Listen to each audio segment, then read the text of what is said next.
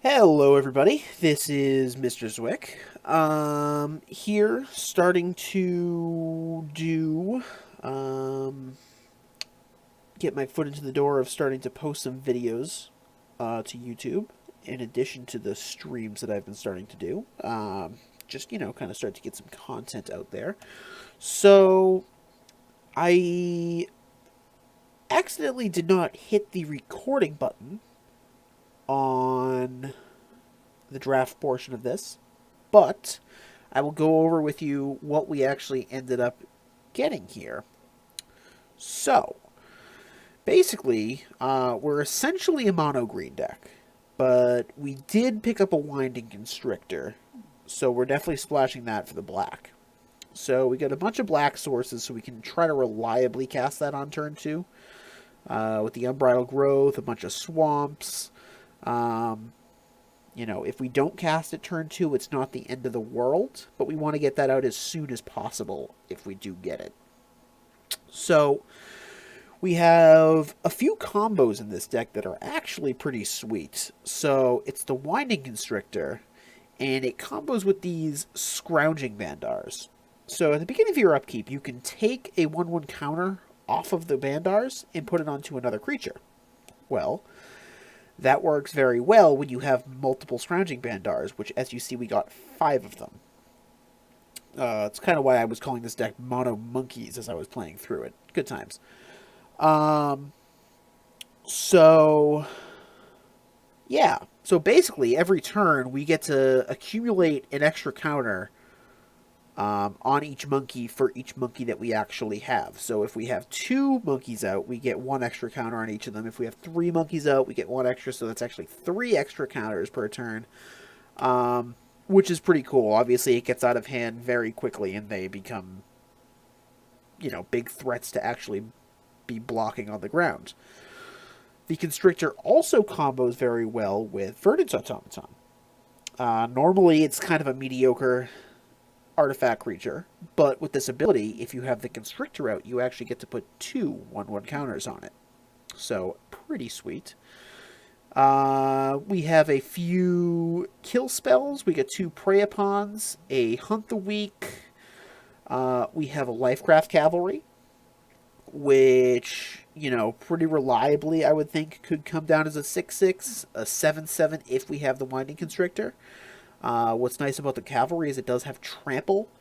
If, the board kind of gets gummed up and we have a hard time getting through because they have a bunch of servos or something, he really gets to push through that last damage that we're going to need. We have a few vehicles. We have the Daredevil Dragster, which is pretty decent. If we have the Constrictor out, this Dragster can actually sacrifice itself after 1 attack to draw 2 cards instead of the normal 2 attacks. So it's going to be interesting. We'll see if that happens.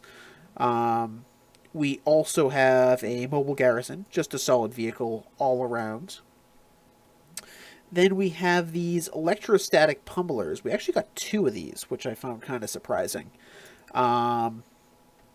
Reason I decided to play these is, it kind of seems decent to have that threat that we can just kind of get in for a ton of damage. Because we do have larger than life to combo with them. So, we cast a larger than life. If we have 3 energy off of this guy, then it's a 5/5. We double it to a 10/10 with trample. If we have 6 energy, it doubles to a 20/20 with trample. So, it can definitely, push through that damage pretty quickly. And then we also had the High Spire Infusion to, make it happen kind of unexpectedly.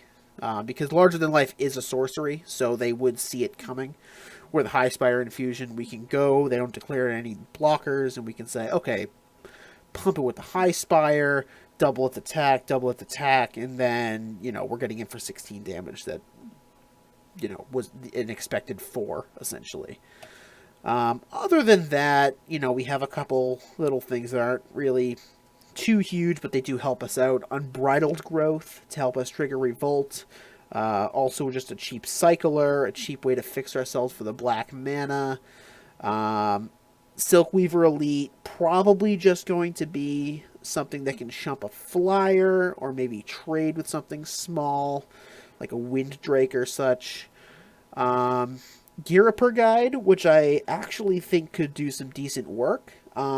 If they do have a bunch of small creatures, it kind of makes them forces them to chump with their bigger ones, because creatures with power 2 or less can't block. This is one I'm actually the most excited about, is Armorcraft Judge. As you've seen, we have a ton of 1/1 counter creatures, and Armorcraft Judge is going to come down and draw us a card for each one of those that we have on the field. So I think that could potentially be pretty big. And then we have this Pima Aetherseer, which, you know, can do a variety of things. It can gain us a ton of energy, potentially, depending on how the board looks. And then it can make them, you know, block with creatures that they normally wouldn't want to block with, depending on, you know, what our options are. We kind of get to decide for them.